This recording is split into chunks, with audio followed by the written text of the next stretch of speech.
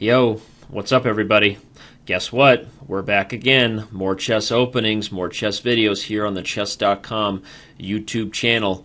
Today we're here to discuss the King's Indian, which is our first D4 covered opening, at least as far as the videos that I have covered here, the openings that I have covered that you need to know for tournament chess. And it goes after knight f6, c4, g6, knight to c3, bishop to g7, e4, and typically d6. We have reached the main line position of the King's Indian.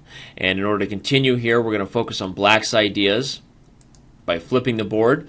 And what I'd like to point out is that the King's Indian is a modern opening that was not really popular or even played until the late 40s, early 50s, and then into the 60s and 70s, and when the hyper-modern era of chess began, because for a long time it was thought that in order to give your opponent this type of space advantage and this type of control over the critical squares in the center was essentially dubious, and in some cases perhaps devastating. And it wasn't until guys like Nimzovich came along, and then the players that used his ideas and executed them further down the road, where he pointed out that you don't necessarily need to have pieces physically in the center in order to have control over the game. And the King's Indian is an opening that really highlights that. Before we talk about white's different approaches, let's just make a mainline move knight f3 so that I can castle for black and talk to you about what black would like to achieve here. Essentially, there are two main goals, two main forms of play, with the main one being to establish e5 and the second one being c5, not as popular anymore. The basic idea, as I said, is that black doesn't have pieces physically in the center here, and white does have more control in a literal sense. However, as one example, let's say that c5 occurs after a move like bishop e2, c5, and because black maybe is threatening to capture on d4 and then have holes on the dark squares, white plays the move d5. And these types of positions were long considered to be just better for the first player, being white. But here we have a pawn chain for black. And if black continues to gain space on the queen side with ideas such as knight a6, relocating it to c7, a move like rook b8, bishop d7, a6 if necessary, b5, we see that all of his pieces coordinate around one type of play which is designed to create open space and counterplay, and eventually use that open space in combination with this sitting bishop that's waiting in the wings for potentially great play on the queen side. So it's not to say that that's the best plan for black or that white necessarily is already worse in a position like that, but I wanted to point out that once black achieves this type of space with a pawn chain, even though he doesn't have pieces physically in the center, he does have a very clear plan. And this is how the forefathers, the fathers of the hyper-modern style of chess started to play and understand that you can have dynamic potential in a position with a bishop like this waiting in the wings, and even though you have less space, if you have a clear plan and you coordinate your pieces as such, like with the rook and bishop eventually working together to target squares like b2, then you do have a good game. Now, the mainline way to play is the line with e5, which is black's main approach. And here the idea is also that after white pushes the d-pawn, black intends to release this knight from his duties in front of the f-pawn and eventually get a pawn storm attack on the king side with the move f5. Very similar to the plan that black just developed when the pawn chain was facing this direction, except in this case black is playing on the king side.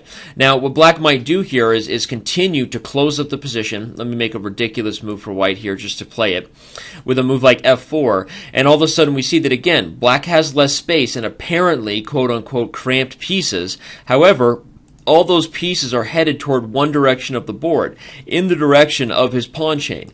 And this type of plan would allow him to then play moves like g5, perhaps g4, perhaps bring more pieces over here with the queen and the rook and everybody getting involved, to the point where, again, he has less space, but if all of the pieces are attacking with one specific goal in one direction of the board, they can be successful.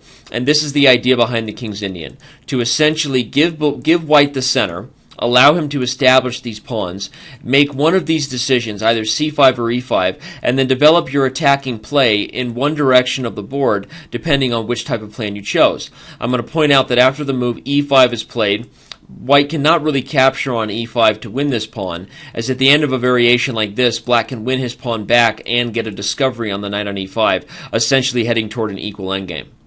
Now, to flip the board back, to White's perspective, we can talk about the fact that White has a few different ways to approach the King's Indian.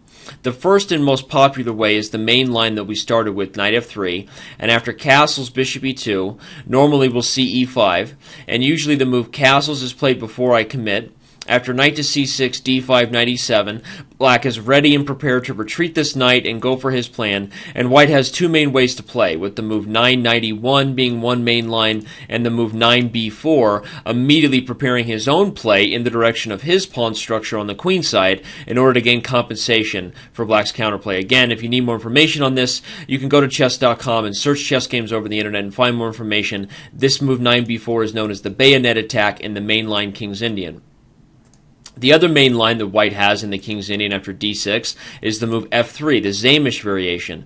The Zamish variation has two goals in mind. One, there's potentially an idea that White might even play queen to d2 and castle long, and quickly play the move g4, supported by f3, and eventually the move h5, supported by g4. We see these pawns working together, to hopefully open the h-file and eliminate the bishop on g7 for a checkmate attack.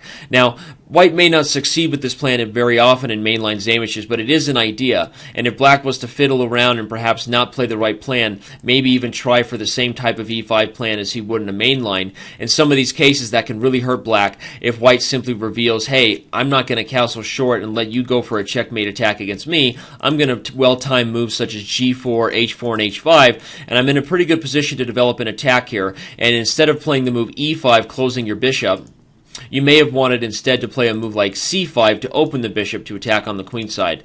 Knight to c6 is a mainline way to play against the Zamish, as well as the move c5 is, as this pawn sacrifice typically leads to full compensation for Black, eventually gaining access to the dark squares. More details of that are not really going to be possible here, but c5 is a mainline move for Black against the Zamish.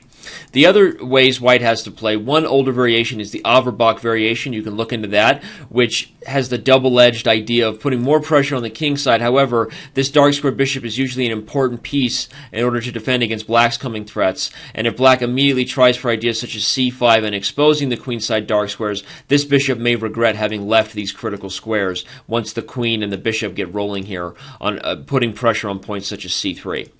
The other idea is to play a g3 King's Indian, which in many cases can occur even before the move e4, with moves like knight f3 and g3, and in some cases even the move order with g3 immediately. Here White is essentially developing similar type of piece play as Black has just done, and we see the king side essentially being symmetrical for both Black and White, with both sides having fianchetto dark square bishops. Here Black has a few different ways to play, but typically the classical plan of something like c6, knight b to d7, queen to c7, and eventually trying for e5, as well as potentially a6, rook b8, and b5 are plans that players such as Bobby Fischer employed when he played the King's Indian as Black, as one particular option. So, the King's Indian is a very complex opening that we tried to summarize for you here in less than 10 minutes, and listing the main lines such as the bayonet main line, the Zamish variation, as well as the Averbach and G3 lines as White's options, and also showing you Black's main goal in this type of hyper-modern approach, giving his opponent the center in order to establish a pawn chain and hopefully get clear counterplay despite the fact that he has less space. So, rock and roll, Buttercup. Let's keep the videos coming here on Chess.com. Keep the feedback coming. Please let us know if you're appreciating this type of coverage and whether you want a little bit faster, a little bit slower, or what do you really want. So let us know. Hope you enjoyed this video, and I'll see you around on Chess.com.